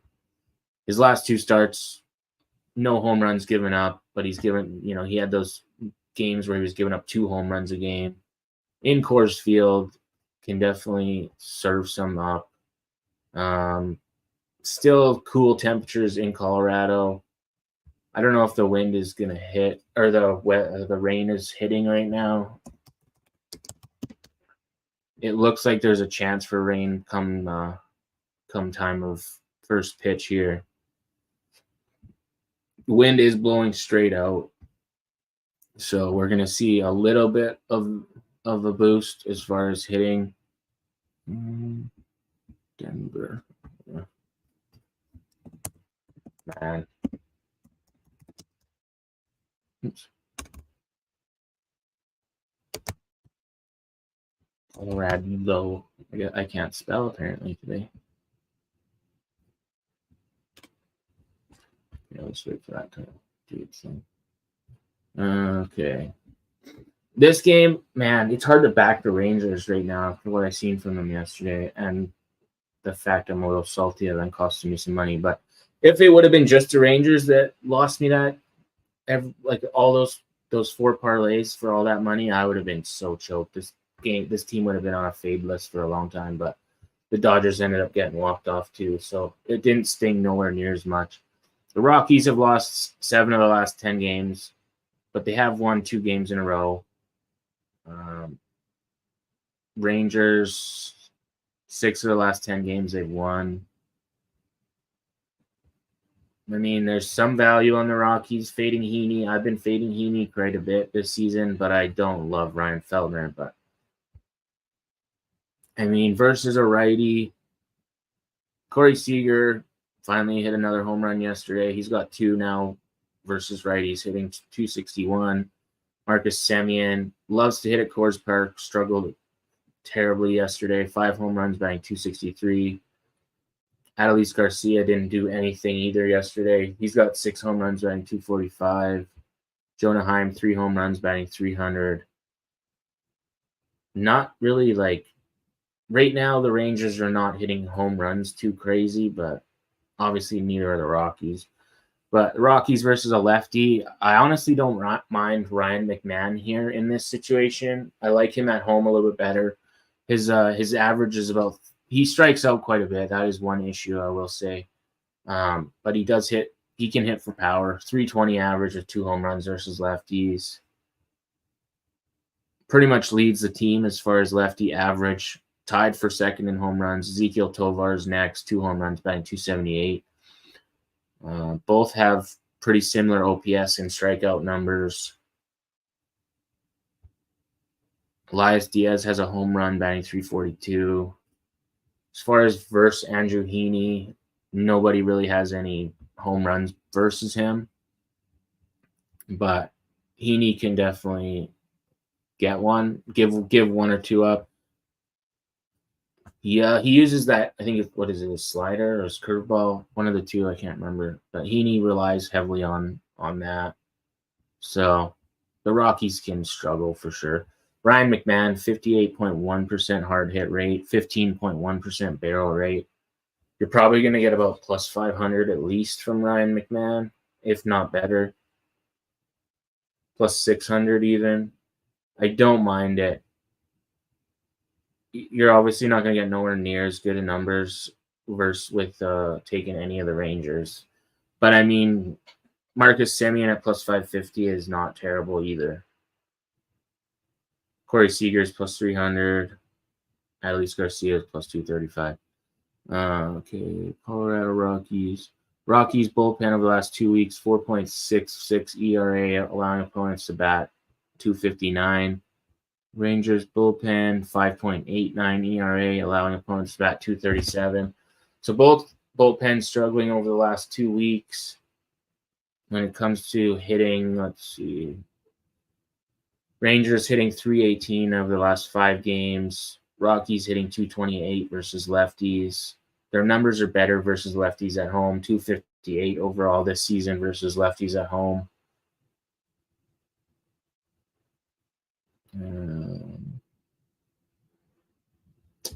Rangers on the road, 269 average overall this season.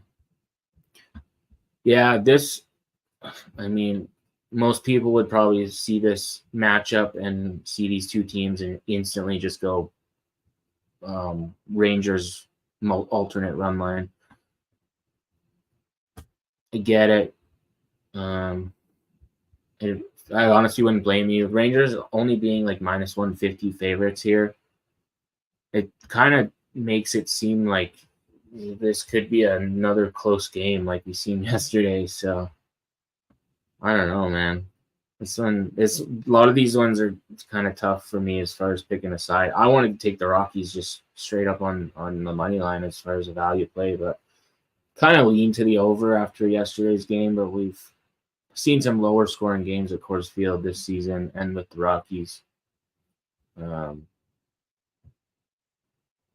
Let's see, I think two of those three games versus the Giants, I think one was a push, or maybe it just slightly went over, and then one was an under, and then one went over. So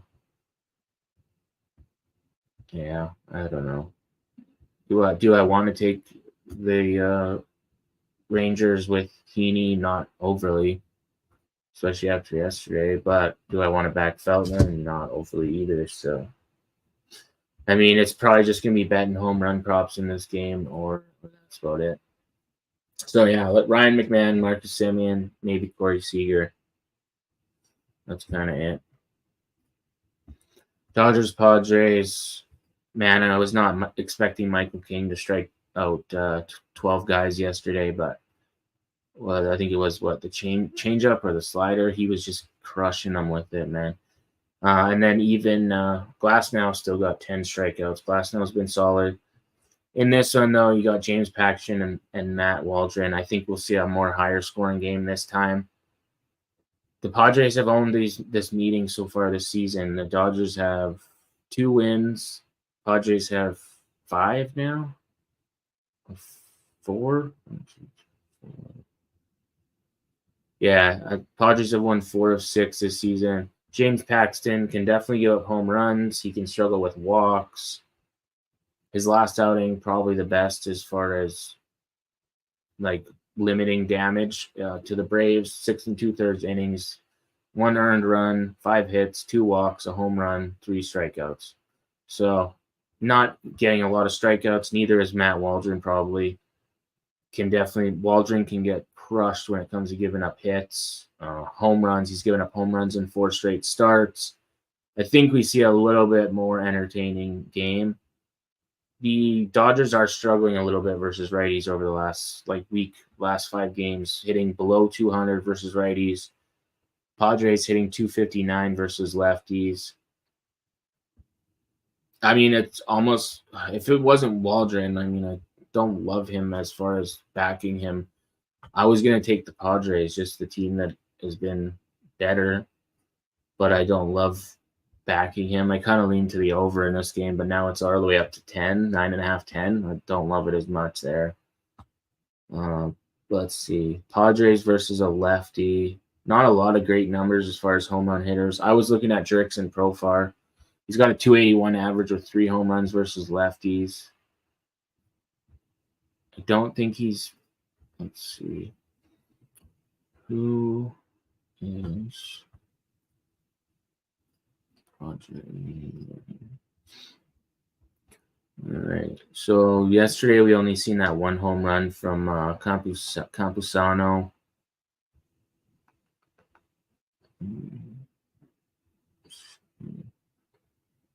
I mean, Manny Machado does have a home run off James Paxton before. Xander Bogaerts has 3 home runs in 22 at-bats, batting .273. Machado has 1. Tatis has 1. Profar batting .417. Don't mind Profar's numbers. Machado, let's see. He's got 2 home runs, batting .160 versus left-handed pitchers this season.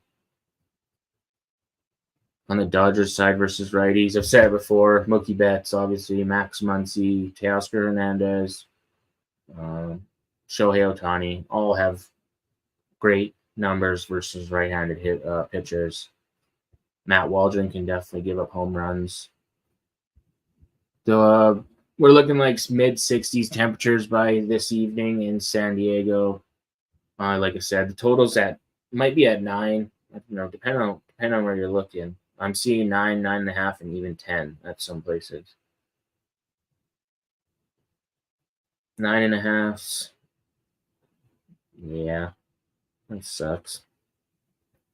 I mean, I think the Dodgers could bounce back here, but I don't love it. Well, we're not with Paxton, who can give up a lot of walks. Now with the addition to Luis Arias, this Guardians team can definitely take you for a run. Let's see, you're getting some pretty bad numbers. Shohei Ohtani plus 200 to hit a home run. Kind of sucks. Teoscar Hernandez, well, Mookie Betts at plus 400. Let's see, where's Freeman on this list? Freeman has 3 home runs versus righties, batting 349. I actually don't mind Freeman at plus 450. He doesn't obviously hit a ton of home runs, but he usually makes contact. The strikeout numbers aren't terrible. Hodges, I don't mind either. 300 average or 3 home runs, 17% K rate, OPS just under 920 at around there. Jurickson Profar plus 700, I actually don't mind.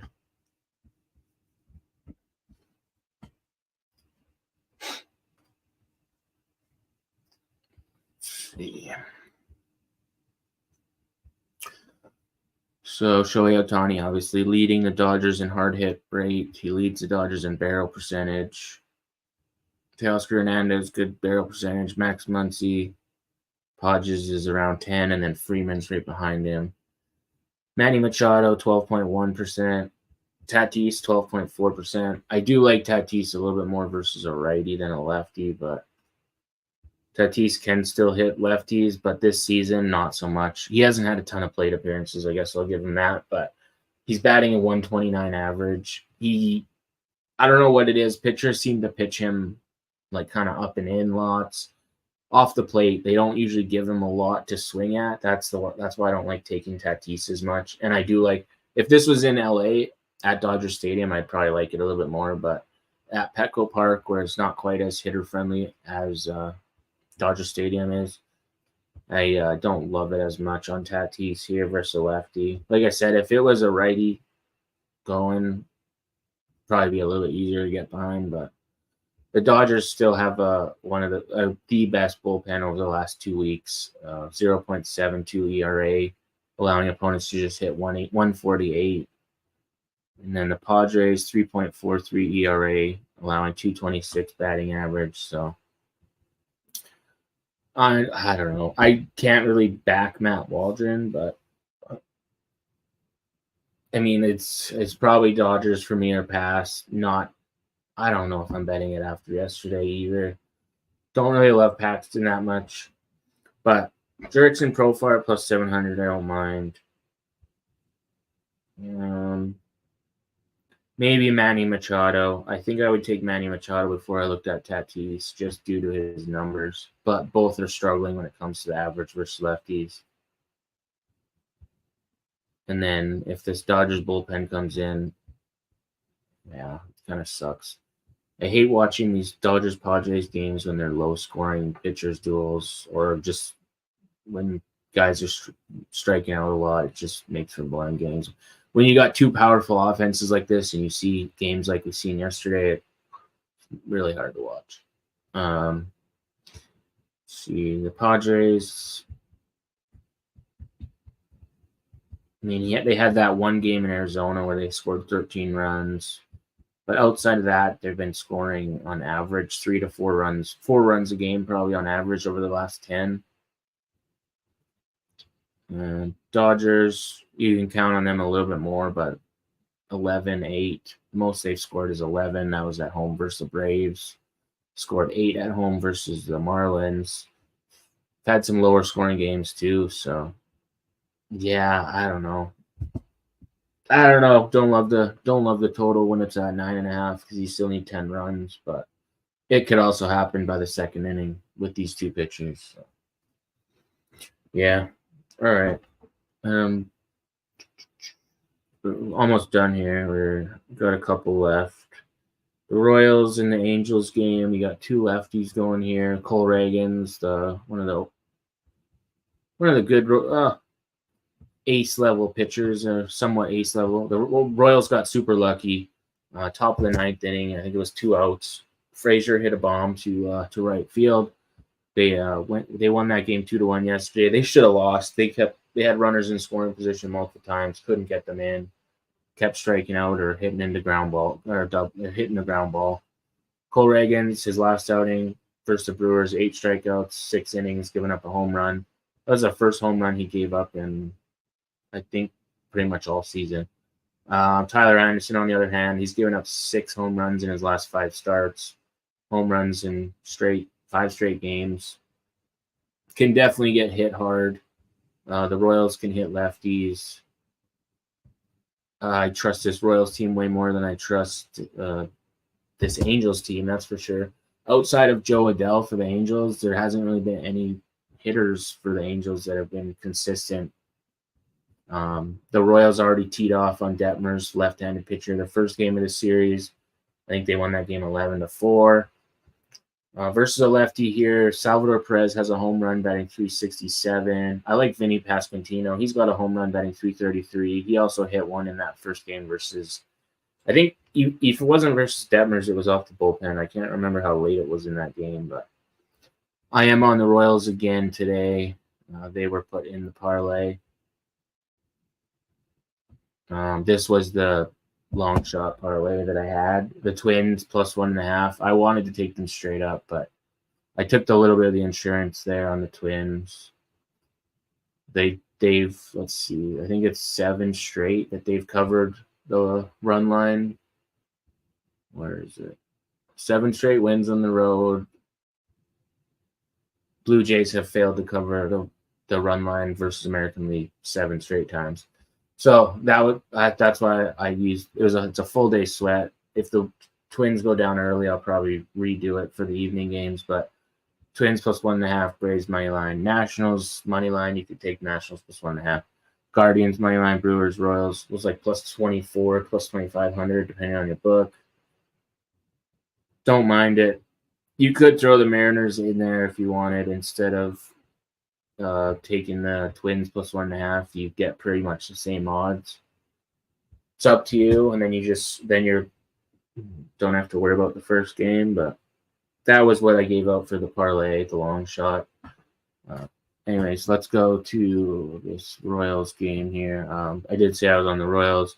As far as hitting lefties, the Royals hitting .288 over the last 5 games, averaging about 7 to 8 runs per full 9 innings versus left-handed hitters. I think they could potentially hit a couple home runs in this game. We got good hitting conditions, probably some of the best as far as outdoor stadiums go today. Temperatures are around the 70-degree mark, wind blowing out 8 to 10 miles an hour. Hopefully we see another more exciting game than yesterday because that, like I said, is boring to watch and to be a part of. But I don't mind Pasquantino and Perez in this situation. Salvador Perez does have a home run versus Tyler Anderson in, I think it's 14 at-bats. Yeah, 14 at-bats, batting .286. The Angels, this will be the first time they're seeing Cole Reagan's. Vinny Pasquantino's only seen him 5 times, but he does have an RBI, batting .400. Joe Adell has seen Cole Reagan's actually. Sorry, yeah, a couple of these guys have seen him a handful of times. Joe Adell has seen him 4 times. Adell has 2 home runs, batting .350. Other than that, Taylor Ward has 1 home run, batting .310. But Taylor Ward has cooled off pretty much. So I had Joe Adell yesterday, but I put him with Bobby Witt as a same game parlay, and obviously we know how that worked out. But yeah, Pasquantino, Perez. Obviously, you can get a couple of these guys can get it from the bullpen. They don't have to just get it from Anderson. But Pasquantino has 5 home runs on the season. Witt has 5. MJ Melendez has 4. Salvador Fresno has 8.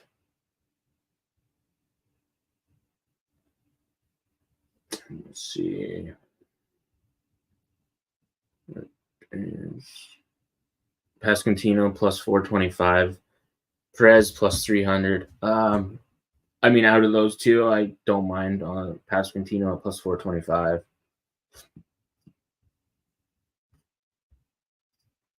All right, last game. This one, I think this is obviously a game I'm probably not going to be watching, but Seattle pretty much dusted this Athletics team yesterday. Only one home run was hit in that game. In this one, I was looking at Cal Raleigh when I first looked at it this morning. Cal Raleigh does have a home run off of Estes before. I think Joey Estes is not really. Let's see. Where's his number? Minnesota. He's got what, two starts last season. Pitched versus Seattle. 4 2/3 innings, 5 earned runs, 2 strikeouts, 3 home runs given up. And then he pitched versus the Twins last season, 5 1/3 innings, 3 earned runs, 5 strikeouts, 1 home run. So he can definitely get hit. Cal Raleigh hit him home run off him last year. Bryce Miller on the other side, 10 strikeouts in 7 innings versus the Braves, 1 earned run, 2 hits, 1 walk. And then he struggled in that outing versus the Rangers. He gave up 2 home runs. I think they might have been solo shots. I can't remember. He only had 5 strikeouts versus the Rangers there. That was in Texas. Seattle, it's like a dome, but it still has the walls are open and stuff. So there's still like a weather. The weather's still kind of be an issue there, but we should still see a pretty like a little bit above normal hitting condition in Seattle. So I don't mind Cal Raleigh. It is still technically a dome, but Cal Raleigh's only plus 250 most places. And I think it's for good reason. I mean, I could see a couple guys teeing off here. When it comes to Seattle versus righties, Raleigh has 4 home runs, batting .211.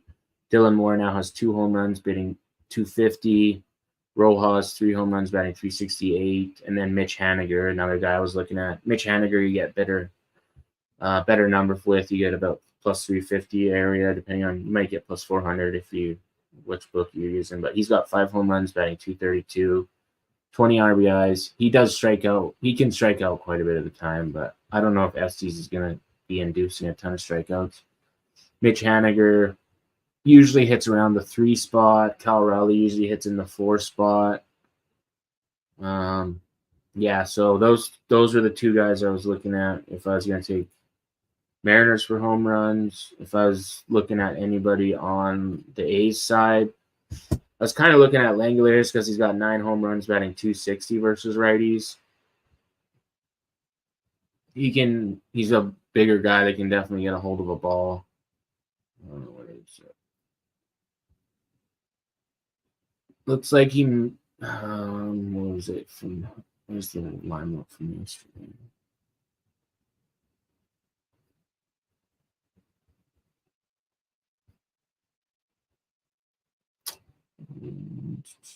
Yeah, he hit. Looks like yesterday Shea Langeliers was hitting in the 5 spot. Pretty common for him. I've seen him hit a little bit higher before, but you're getting around the same plus 350 with him as well. Let's see who else. I mean, Brent Rooker's got good numbers too. 6 home runs, batting .294, 1,000 OPS. Another guy that can strike out a lot. Should be hitting above, a couple spots above Shea. 3rd spot maybe for Brent Rooker. Plus 375. So those 4 guys in this game would be the ones I'd be looking at. But that's about it. I think the Mariners probably win this game. So Seattle Mariners versus last 2 weeks bullpen, 3.51 ERA, 2.05 average allowed. Oakland bullpen has been actually pretty strong, but recently they've struggled a little bit. Part of it was due to that one series was versus the Rangers where they gave up some runs in that one. They got that doubleheader and stuff. So their ERA is up over 4 now over the last 2 weeks, allowing 2.52 average. Still pretty good K rate, 26%, and the Mariners can strike out a lot. So not terrible, but I think the mismatch in the pitching is pretty clear. It's shown by some of these numbers. Man. Wanted to take the Athletics originally when I saw this one, but I kind of like them a little bit better at home this season. Let's see.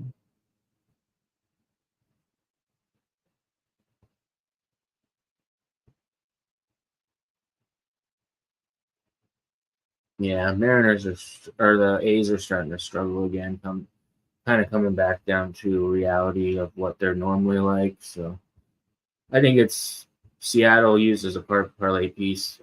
A's are 8-9 on the road. Mariners 12-8 at home.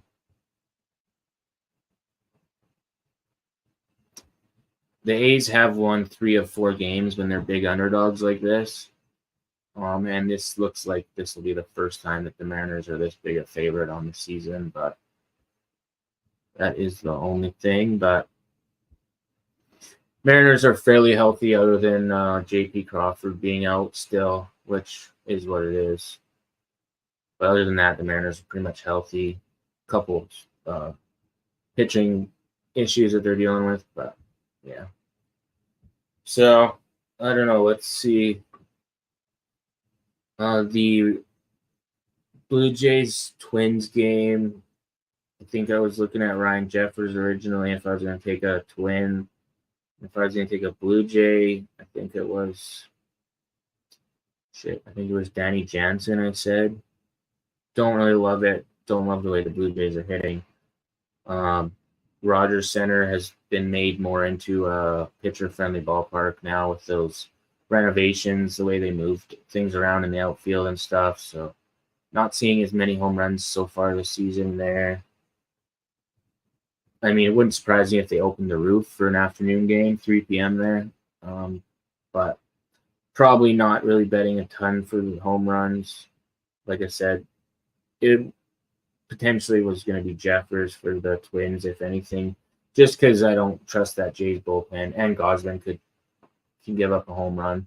We only seen one home run in that game yesterday.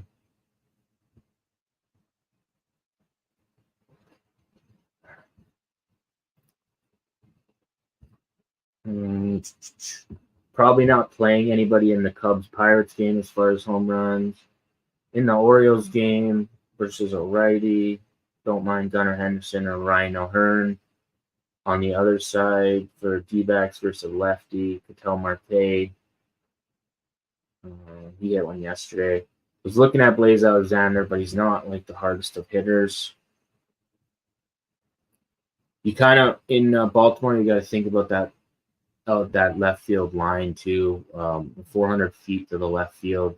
You need a guy. If he's a lefty, you need a guy that can pull the ball and not hit down that left field line because he's got to really power the ball. So makes it harder to play home run props in Baltimore for sure. You got to kind of. I mean, obviously anybody can still hit a home run. They're professional ball players. They can mash balls. That's no thing. But it just made it harder because they moved those walls. Gunnar Henderson. Let's see. What is for right?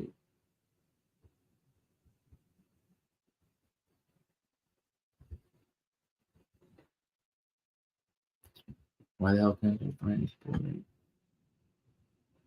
There it is.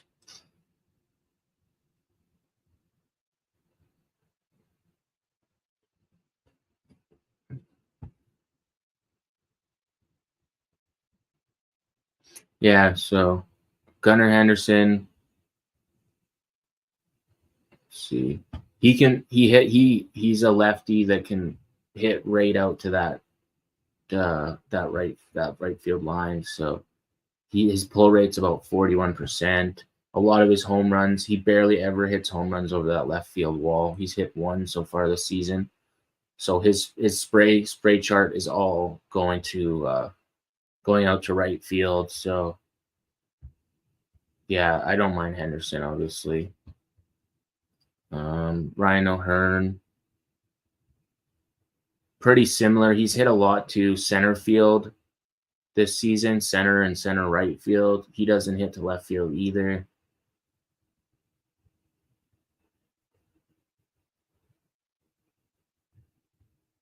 Yeah, I don't know. Don't mind those guys, but Gunnar Henderson, he's hitting the top of the lineup. Usually guarantees you 4 to 5 at bats. He does only have a 25, just over 25% fly ball rate, but I'm going with O'Hearn. You can get to either one of them. The Braves Mets game was a tough one. Just don't love the hitting conditions again at Citi Field.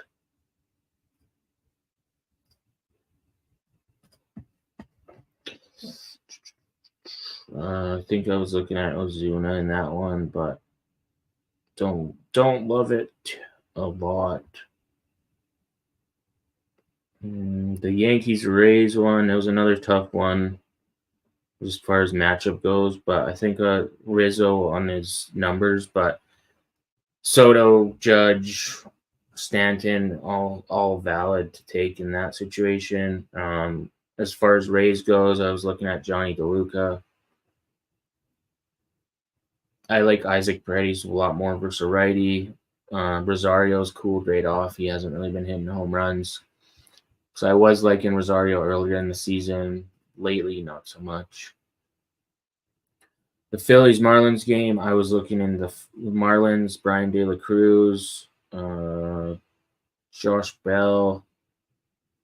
As far as the Phillies go, not a lot that I was loving really. Alec Boehm's numbers on dropping by the looks of it.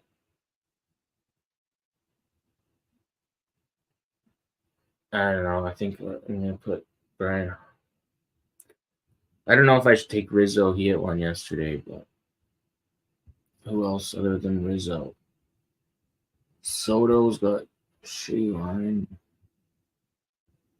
Soto's only plus 300. I was looking at Volpe, but he's just.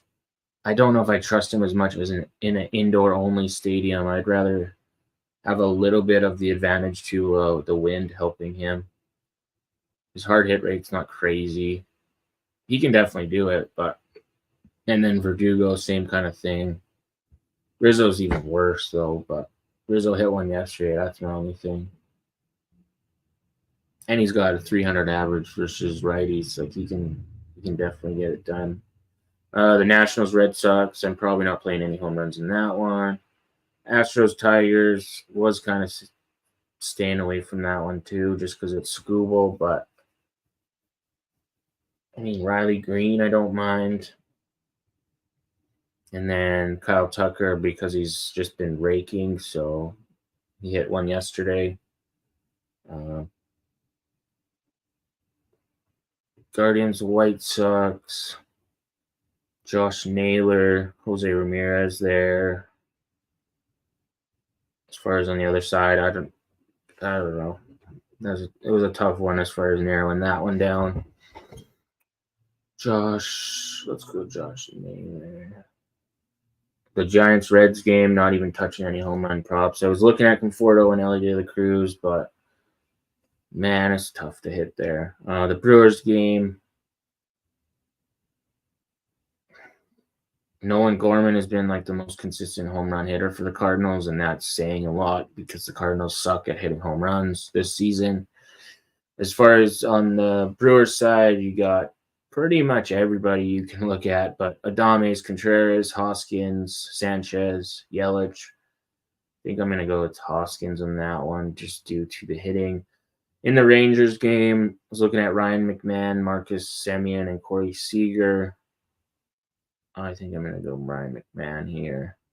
2 home runs versus lefties, hitting around 300. He can strike out a lot, but he can still catch Heaney, potentially the bullpen. He hits better at home usually too. The Dodgers-Padres game, there's a lot of guys you can get to in this one. On the Padres side, I was looking at Profar, Machado. On the Dodgers side, I don't love Ohtani's number. Freeman, I was looking at. Mookie Betts has hit. He knows how to. He's hit before at Petco and Padres, but he's hitting in the bottom of the lineup, obviously, so it does make it a little bit tougher. Usually hitting around the 7 spot. Teoscar Hernandez, I typically like backing a little bit more versus a lefty, and especially at home in Dodger Stadium. Freddie Freeman should still be hitting 3 spot like usual.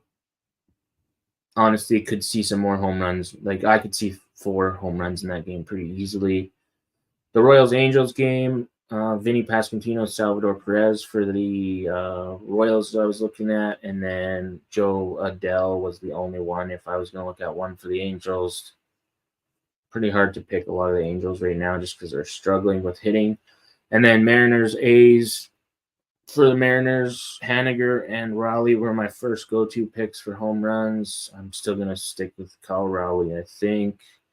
And then on the A's side, Shea Langoliers and Brent Rooker were the other ones.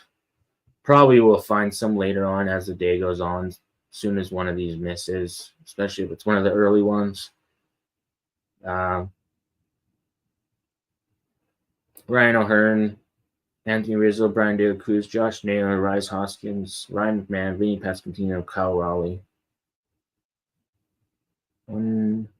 8 players to hit a home run. Ooh.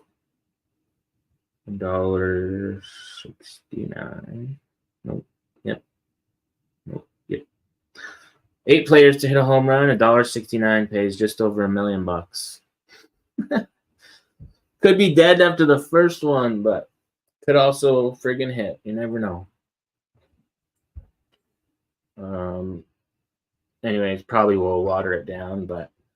And then, the long shot parlay that I put in already, this was it, if anybody's still watching.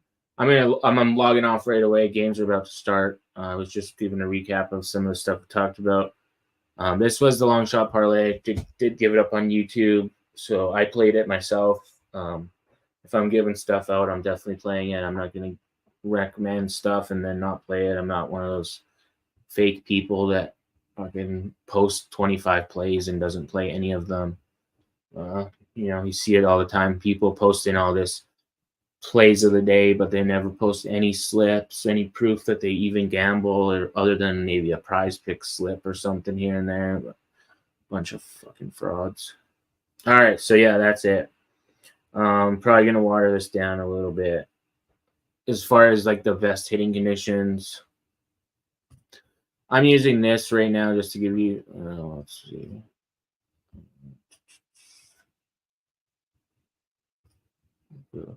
Coors Field, obviously, you're seeing a little bit of a boost. Chicago, we're seeing a little bit of a boost. Oracle Park, usually a pretty negative hitting one. Comerica Park, the wind could be an issue. Plus, also, it's still pretty cool there. Fenway, definitely not a great home run hitting environment again. Just like yesterday, we didn't even see a home run yesterday either. Wind blowing in and cool temperatures. So that's part of the reason why I'm staying away there. Also, the bullpens are fairly solid. Pitching matchups not terrible. So wouldn't surprise me to see another game like yesterday there. Angel Stadium, I love targeting Angel Stadium, especially as the summer goes on. June, July, August. Great for Angel Stadium home runs. Milwaukee, don't have to worry about anything there as far as weather. It's a dome. Kyle Gibson can definitely get hit. Baltimore, don't love it as much with the left field the way they've been the last couple years, but there are still times to target Baltimore. You just kind of got to pick your spots there, I guess. Pittsburgh, I'm avoiding that game for home runs altogether. Cody Bellinger did hit one yesterday in the first inning. I was on him, but it didn't really matter. honestly. I'm just staying away from that game in general. The total's super low, still pretty cold in PNC Park in Pittsburgh. Wouldn't shock me to see another lower scoring game there, or just more doubles and singles than home runs. Rogers Center in Toronto, the Dome I don't love as much either. Could see another game like yesterday, but T-Mobile, Seattle, we're seeing like a little bit of a boost. Should, like I said, it's like a dome, but it's also an open dome type of landscape. So the humidity can affect everything there, the weather. And then the Tropicana is the dome that is the only one that does not have a retractable roof out of all of the MLB stadiums. So weather is definitely nothing that you have to be concerned about there, because it will always be an indoor game. So that's why you're kind of seeing a negative here, because of pitching matchups and stuff like that. Then Lone Depot, the other Miami one or Florida one, you're seeing somewhat of a negative. Part of it's due to Luzardo there. Other is due to it being in a dome. I don't know if the roof will be open in that one. Petco Park, more of a pitcher-friendly place, but still not going to be terrible. The night, there could be some home runs in that game, hopefully. And then Citi Field, more of that one is cool temperatures there still. So, and the wind is kind of all over the place in that game.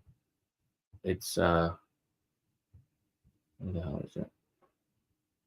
It's more of a cross wind than it is a wind blowing out. Still cool temperatures, no really humidity to help thin the air out. So that's what we're looking at as far as hitting conditions out all over the league today. Not the greatest. We've seen it yesterday. Not the greatest as far as home run hitters. So makes playing home run props even harder when you don't get that little bit of a boost with the park factor boost and stuff. But all right, I've rambled on long enough. Whoever is watching this, it's been like 2 hours, so I'm probably gonna end it here. Like I said, this crazy friggin' Supermax Lotto parlay is $1.69 to win $1 million. Chances of it hitting is less than 0.01%. So, but we're gonna stay positive. It's hitting. Let's friggin' get it. And then the long shot parlay plus 2,400 starts right away. Watered down a couple of the games, but taking some favorites and a couple dogs. Hoping for a 6-0 instead of a 4-2 like yesterday, but who knows? Parlays are hard to hit. Y'all know that. Anyways, I'm out of here. Thanks for y'all who did join. I mean, it wasn't very many. Usually we get a couple hundred, but the last couple have been pretty slow. But it is what it is. It's a weekend. You know, people got stuff going on. So good luck today, y'all. Good luck today making some money. Hopefully y'all hit some bets, some parlays, some props, anything. Make some money. And I'll see you guys in the next video, next stream, next whatever, next one. I'll see you in the next one anyway. Peace.